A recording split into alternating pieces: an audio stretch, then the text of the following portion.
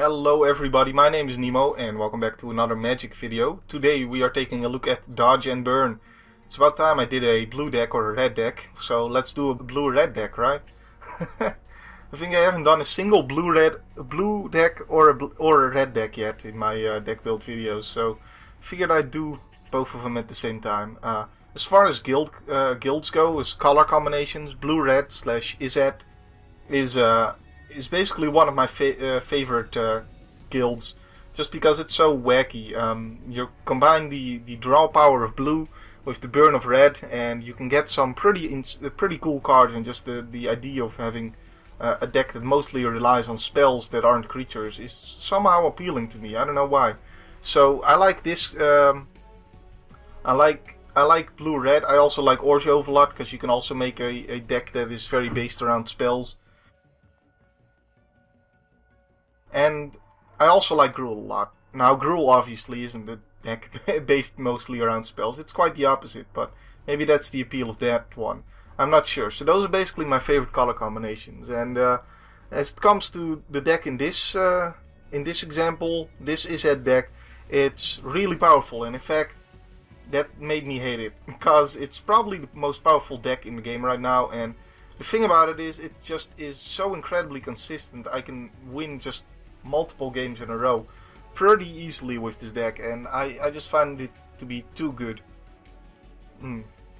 If there's anything I hate, it's just winning 5 games in a row against the same player, because Magic is not just a skill-based game, it's also a luck-based game, and luck is just really important to help those players who aren't maybe that incredibly good with the game to compete with the good players. And, makes every game different and interesting to play.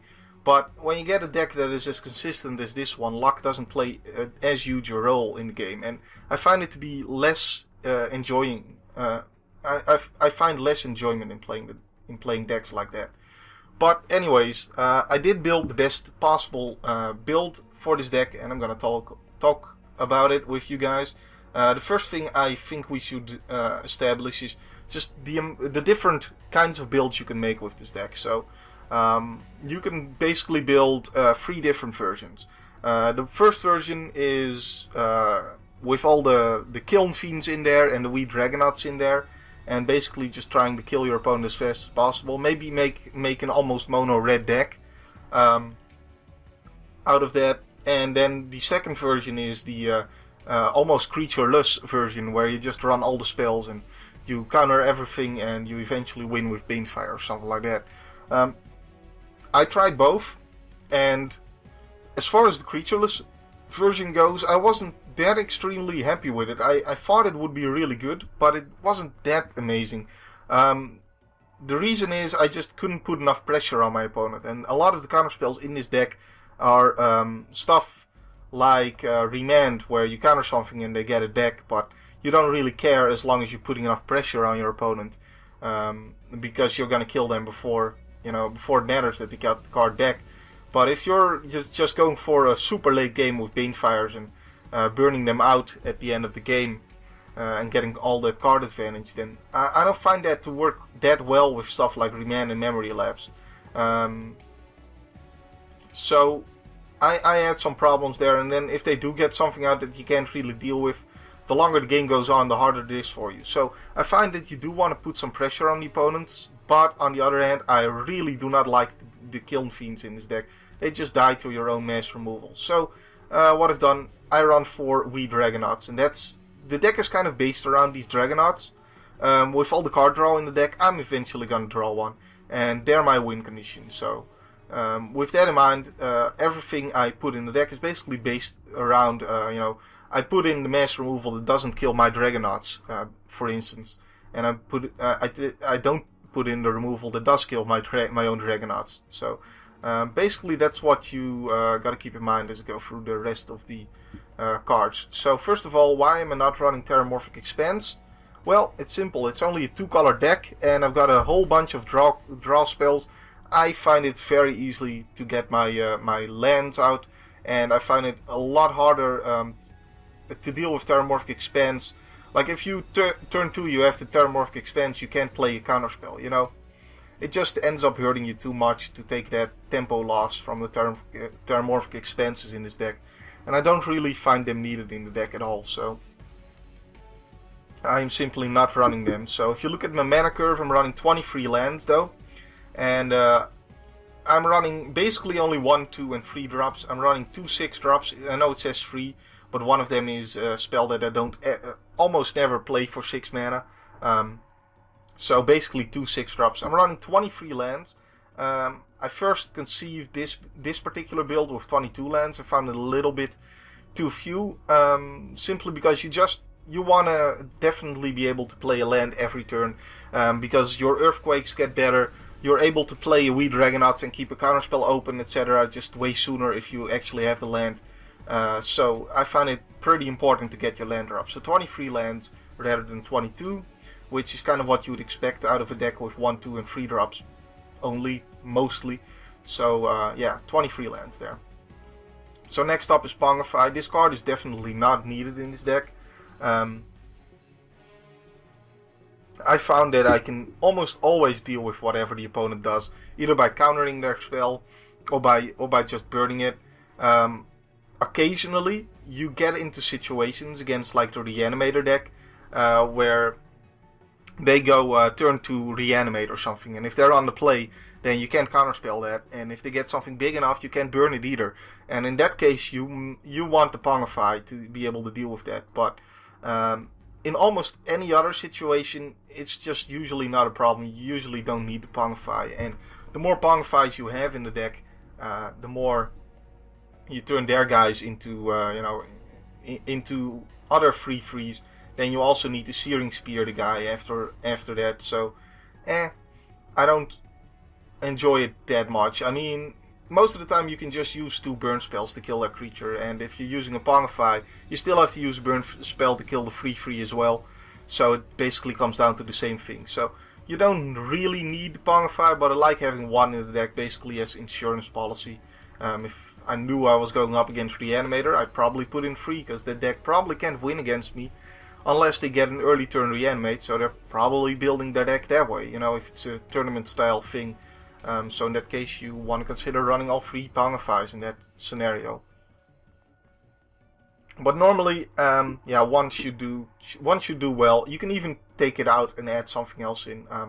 There's basically a few cards here that I basically have 3 of the slots that are in the deck right now. 3 of the cards can basically be exchanged for one another, just adding 2 of one or something.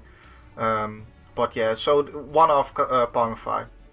We've got Peak here, just an incredible spell. Look at target player's hand, draw a card. It's not card advantage, it just cycles itself, but knowing what's in their hand is really amazing. And it's one of the reasons why this deck is so amazing is if you know how to play counterspell type decks, then you can do really well with this, because if you know exactly, this creature is going to be a problem for me, this creature is not going to be a problem for me, then you don't have to counterspell everything.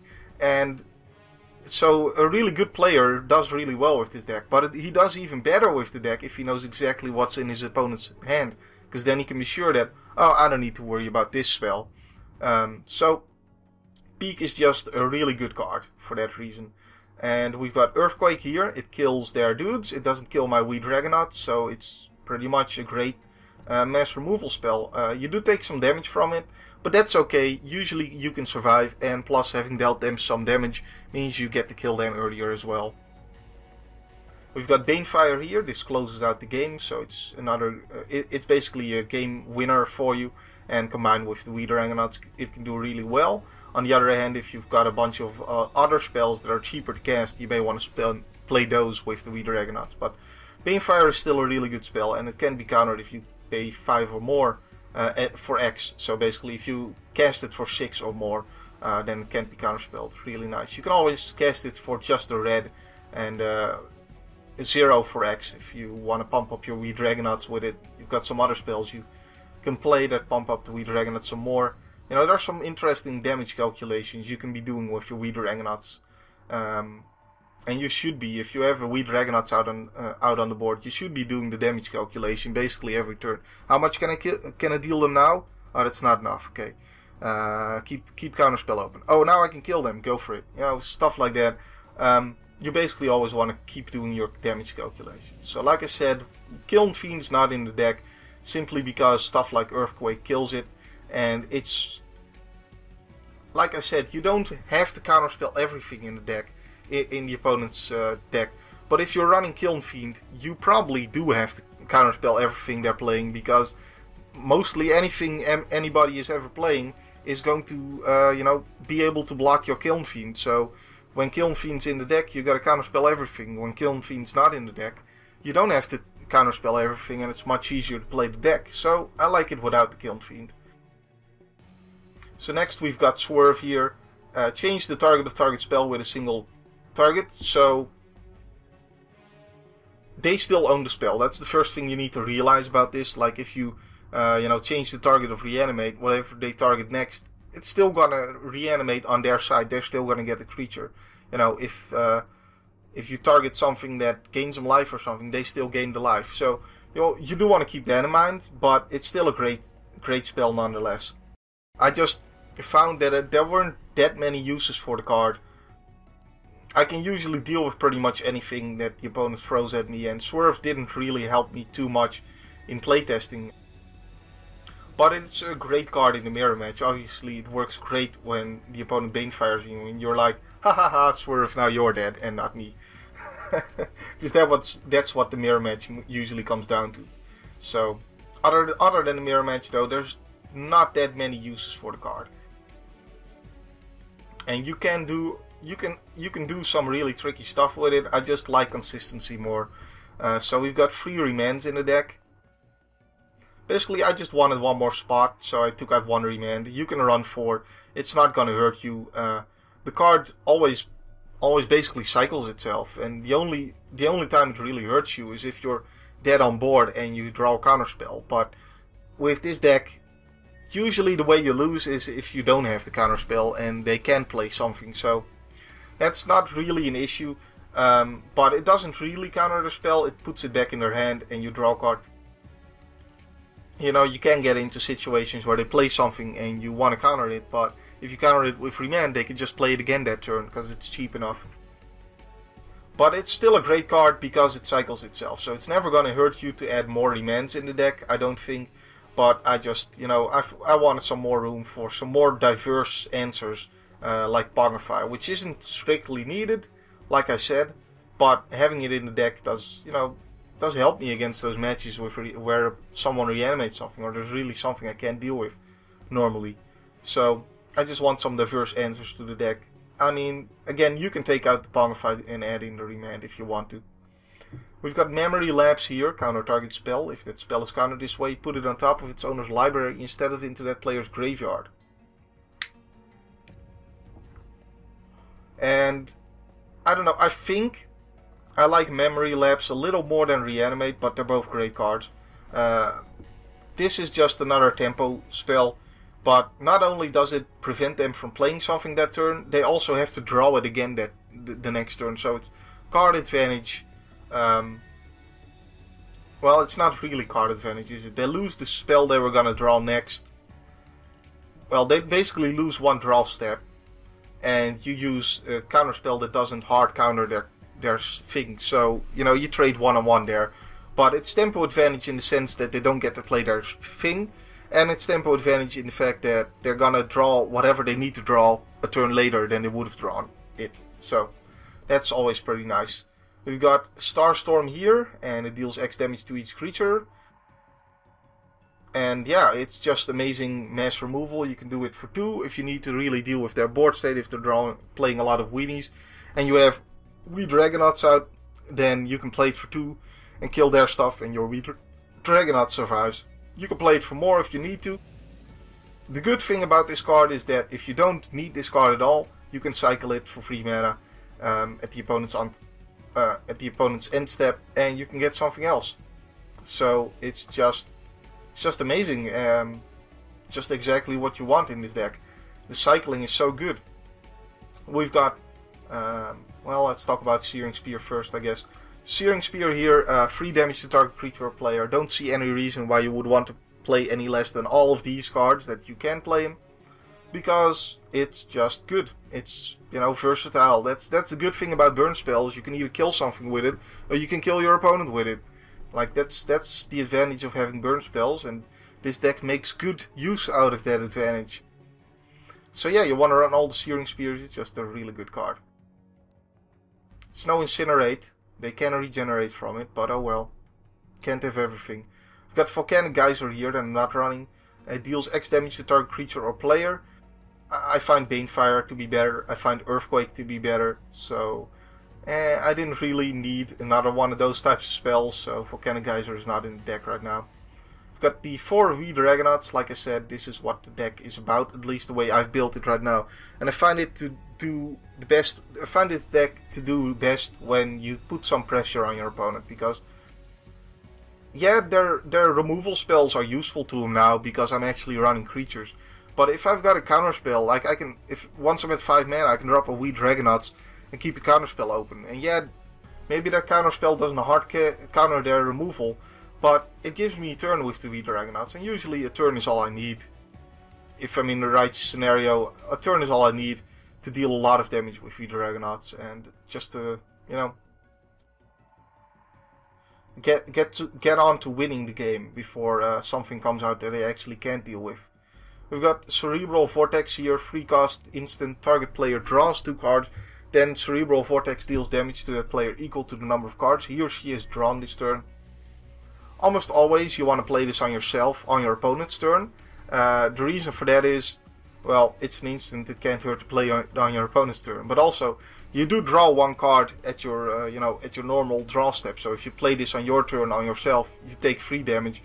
If you play it on yourself during your opponent's turn, you take 2 damage, because it hits you for however many cards you've drawn. Sometimes you want to play it on your opponent, like if you can kill them with it. It's amazing if the opponent is playing a draw spell, like in the Reanimator pile, there's a draw spell that draws you 4 cards, and you just go, okay, well, you can do that, but end step you're taking 6 damage. That's pretty good. You can usually kill them the following turn. So other than that, mostly you want to play this on yourself. It's card advantage and it's an instant. Pretty nice. You can keep your counter spells open. If you don't need to counterspell something, you get to draw 2 cards. Always nice. We've got Electrolyzer here. Oh man, I love this card so much. It's so good. It's so good. You can either deal with 2 of the creatures, you can deal with 1 of their creatures, deal them 1 damage, you can deal 2 damage to them. But either way, it cycles itself, you get to draw a card. And again, it's an instant, you can keep it open. If they don't play anything that you consider worth counterspelling, you get to play this and draw a different card and get some use out of the Electrolyze there. So, just really good card. I don't see a reason not to run it. And it's really good with the Dragonauts, obviously. We've got Cancel here, counter target spell. This is some hard removal. Yes, it's pretty expensive for a counterspell, I guess, especially in this deck where you've got a lot of 2-cost counterspells. But this counters anything, and it counters it forever, basically. So, you know, you don't need to worry about them untapping and playing it again on the next turn. And sometimes there's something you really have to just not let them have. And, you know, Cancel does that. So, quite nice, quite nice. We've also got Thoughtbind, some more. Hard removal, unfortunately, not as good as Cancel. It only counters a target spell with converted mana cost 4 or less. So sometimes it's worse than Memory Lapse or Demand, because you can counter something. But I found it pretty useful. I found that I can usually get some use out of the card. I just don't want to run 2, because I don't want to draw both of them and not be able to counter something huge. That would suck indeed. But I found that, you know, I can make some room for the card. This is one of those cards I was testing. Like, I actually did a lot of testing with this deck just before unleashing the deck build on you. So, I've been doing a lot of deck testing with this deck in the last few days. And a lot of that testing has been on cards like Thoughtbind. That I knew, you know, they were pretty good, but I didn't know if I wanted to really run them. There's so many really good cards in this deck, so it was kind of a mess in getting the deck build, because so many cards that are actually worth running. So a lot of testing has gone into that, and That's how I come up with these numbers. 1 Thought Bind, you know. I find I usually can get some use out of the card. But again, it's like Pongify, you don't need this card. So you can exchange it for something else if you want. So I'd start looking at, you know, Pongify, Thought Bind, those are the kind of cards that you want to start looking at if you want something, if you really want something else in the deck. That you're like, why isn't Nemo running that? I don't understand. Then those cards can be replaced. So we've got 4 Chars here. You want to run all of these, they're just amazing. Yeah, you take 2 damage for playing it, but whatever. You're dealing with something, and they can really help out your Dragonauts in getting those last few points of damage in. The difference between 4 damage and 3 damage from the Searing Spear is huge. And it's certainly worth 1 mana extra and having it deal 2 damage to you. And if it wasn't, then I'd still run it, because there's, you know, you gotta run all the burn you can, basically. All this kind of burn. You gotta run that, because you want to deal with your opponent's creatures and you want to deal with the life total. And this gives you the flexibility to do whichever you want with it. So yeah, it's just a great card. We've got 1 Compulsive Research, and there's the other one. So again, just one of these. Again, a lot of testing on this one. I'm only running 23 lands, and I don't really need the Compulsive Research. It can be a bit of a tempo disadvantage if I have to play a Compulsive Research. So, and sometimes you don't have a land to ditch to it. So, some games, you're just like, oh, I've got all the lands I need, so let's just draw into the spells I need. But there's also the games where you don't have lands and you need to draw into the land you need. And Compulsive Research is a little bit worse at that point, because you have to ditch a land to it. Or you can ditch 2 cards to it, but then it's just cycling itself. So it's still a really good card, but yeah.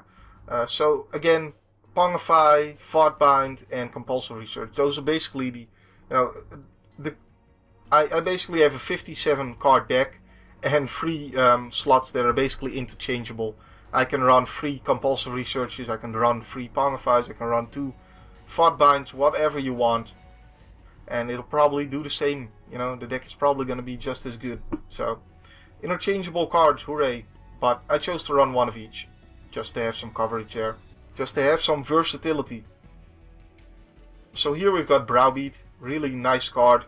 3 cost, they can either take 5 damage for 3 mana, which is great, that's a bargain. Or you can draw 3 cards off of it. What? This card is amazing, man. And yeah, they get the choice, and they're usually gonna choose whatever is best for them. Except they probably don't know what's best for them, because they don't know what's in your hand. They don't know if you just have a bunch of lands and they don't want to let you draw 3 cards, or if you have a lot of burn and they don't want to take the 5 damage. They have no idea. Sure, if you have a wee Dragonauts out, their ID is probably going to be a little bit better for whether or not they want to take the damage, but either way, it's a bargain, and drawing 3 cards is amazing, dealing them 5 damage is amazing. So, you want to run this card definitely. And then we've got Opportunity here. Well, that's a 6 mana. Let's just go over the rest of the cheaper spells, I guess, that I'm not running.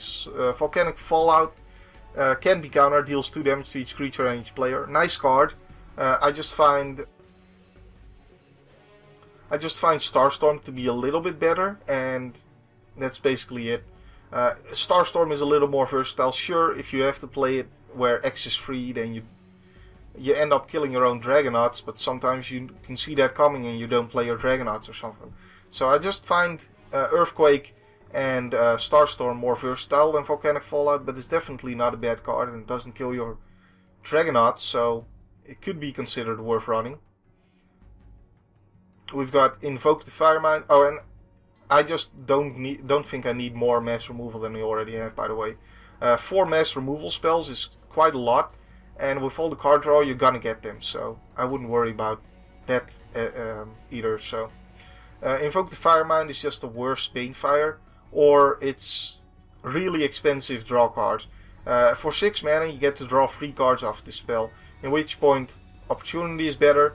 For 5 mana you get to draw 2 cards, at which point Compulsive Research is probably better.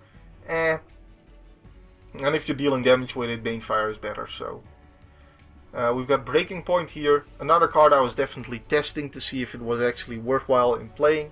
I guess it could be worth it in the creatureless version. In this version, one thing that really, that really sucks is that it doesn't work well with Wee Dragonauts. Because for Wee Dragonauts to get the pump, you have to play this before attacking with the Wee Dragonauts. But then, if they let all the creatures be destroyed, you don't get to deal any damage with the Wee Dragonauts. It doesn't work that well with the Wee Dragonauts. Is my main problem with it. So.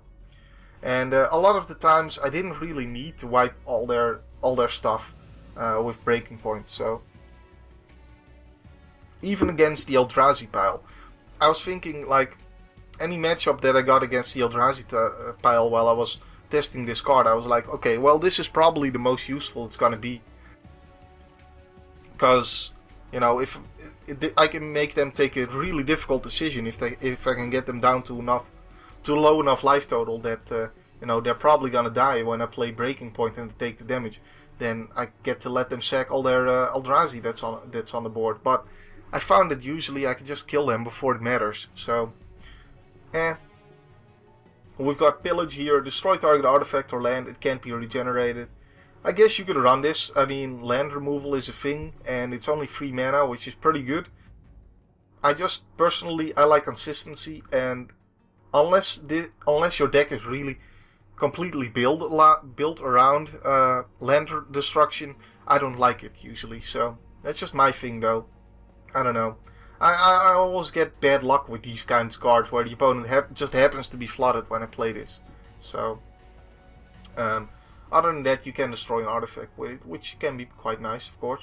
And Eye of Ugin. Eye of Ugin is a land, so there's that. We've got Range of Power. Even in the creatureless version, I didn't like this card, which is really weird. I was thinking this should be great in the creatureless version, but nope. The thing is, if they've got a lot of creatures out, then that's because you're having a bad game with this deck, and you're still probably losing. So, either they have a lot of creatures out, and that's because you don't have enough burn to deal with them, or they don't have a lot of creatures out because you used all your burn to kill them, and now you don't have burn left to kill their face, and they don't have creatures to make use of with the range of power. So in either scenario, it just doesn't really work out that well. So even in the creatureless version, I wasn't really liking range of power. So yeah, I'm not running it in this version with the Wee Dragonauts. So we've got Sulphurous Blast here. Reason I don't like this mass removal here is because if you have to play it for free, you end up killing your own Wee Dragonauts. And again, I find Sulphurous Blast and Earthquake to be more flexible than this card. So it's nice though in that, playing it for instant is kind of fun. But yeah, Sulphurous Blast is more flexible. So yeah, we've got Stolen Goods here. I hear this card is bugged. Honestly, I haven't even played this card. I don't see a reason to. What it does is target opponent exiles cards from the top of his or her library until he or she exiles a non-land card. Until end of turn, you may cast that card without paying its mana cost. I'm just going to tell you what I suspect will happen whenever I play this card. I'm going to flip over a 1 mana spell that's pretty bad. That's just my luck. So, I like consistency. This deck doesn't need cards like this where, these are the kinds of cards that may be good in decks that are worse than that are bad, because then at least you have a shot at getting something useful with a card like this. But this deck is so good that you just don't need this kind of effect, and usually it's not gonna do anything. You're better off just running something that is gonna do something. And plus, again, I hear that it's bugged or something. At least that's what I'm reading on the comments. So, and that it sometimes just doesn't work. So, yeah. Got Mnemonic Wall. Well, anything that has Nemo in it should be good, right? Well, turns out I'm not running it. I just don't really have room for it. It's probably a great card. Just, yeah, I don't, meh. But it's pretty good if you get back like a counterspell or something. If you're already winning on board and you get back a counterspell, that's quite nice. I have been playing against people who run Charmbreaker Devils, and I've seen how good that can be. Just getting a random instant or sorcery from the graveyard.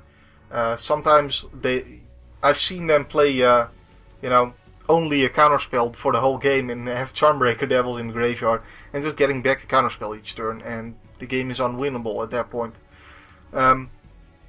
So yeah, stuff like this can be really good. I just don't really find the need for it, and I want to be killing them with Wee Dragonauts, so I don't need the Charmbreaker Devils and the Mnemonic Walls. It is 5 mana, I don't really need that much high cost stuff. So Future Sight could be really good, but it can also be quite slow. This card was really good in the mono blue deck in 2013. What was it called? Crosswinds, but I don't really see it being as valuable in this deck, simply because there's so much cheap cards that already draw you more cards, like Electrolyzer stuff. You don't really need more card draw. So, well, I say that I am running 2 opportunities here, but I'd rather just get on with the card draw than play something that slowly gives me value. Because then if you really need to deal with a situation at hand and you don't get to it, then it can be tough.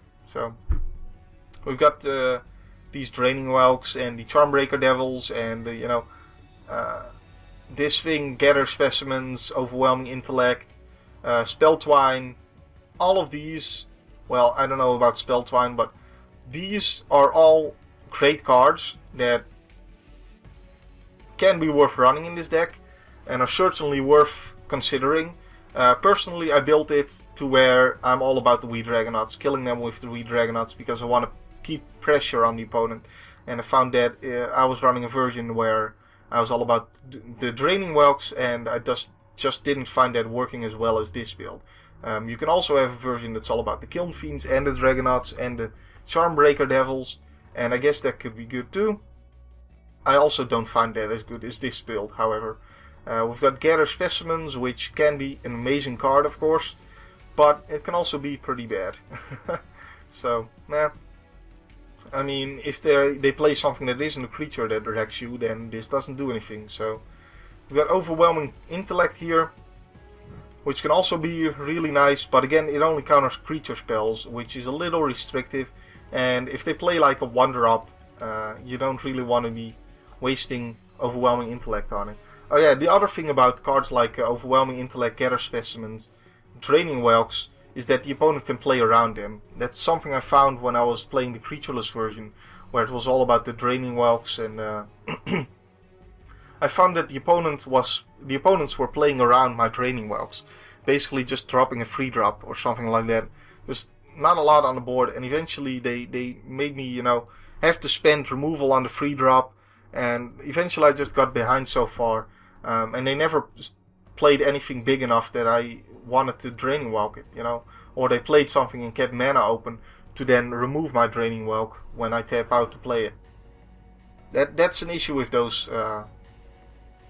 setups for this deck.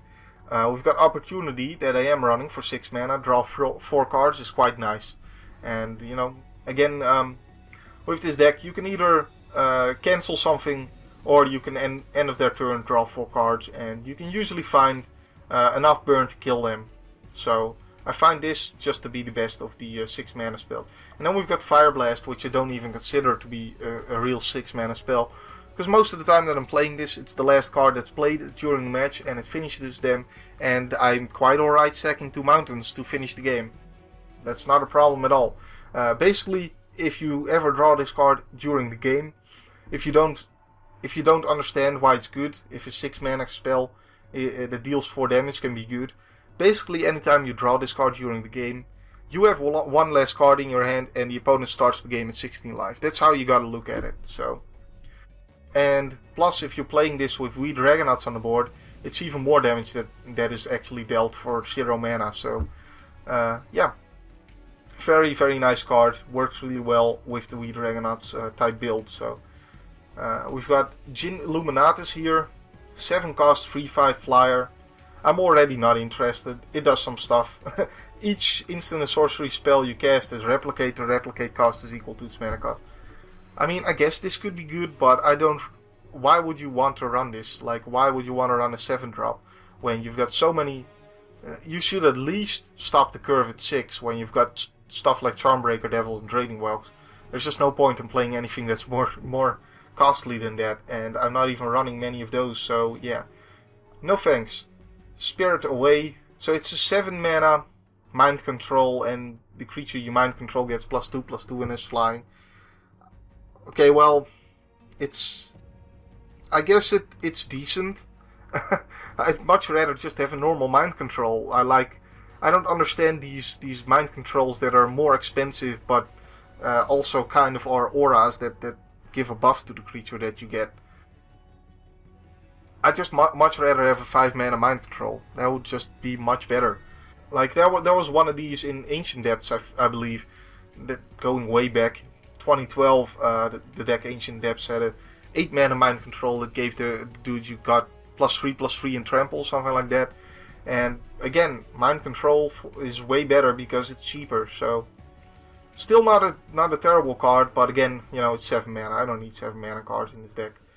This deck is way too good to be you know, running that kind of stuff. So that's the build, and I'm running an extra island. So I'm running 12 and 11 because I've got 1 mana island blue spells. So plus Remand is blue, and if you're stuck with only islands, then at least you can play Remand and get to the mountains faster. Where if it's the other way around, you know, you could be in a lot of trouble. Starstorm does require double red, but that's, you know, that's okay because it's counterbalanced by the fact that counterbalanced by the fact that cancel requires double blue. So, you know, whichever, there's not really a reason to go for having more mountains because of Starstorm, because cancel is more reason to go with islands. So I base my decision on the fact that I'm running 3 1-cost blue spells, and actually I don't really consider Pongify along with that because you don't want to be casting Pongify turn 1. But yeah, I think the peak, you know, makes my decision there to run 1 more island rather than 1 more mountain. So, oh yeah, plus I think I have 1 more double blue spell in the deck in total, so that's something, right? But either way, that's the build. We're gonna get some gameplay in the next video. So my name's been Nemo. My name will still be Nemo next time. And I'm going to see how much this deck can dominate the opposition, because it's a really good deck. So, see you then. Thanks for watching. Bye.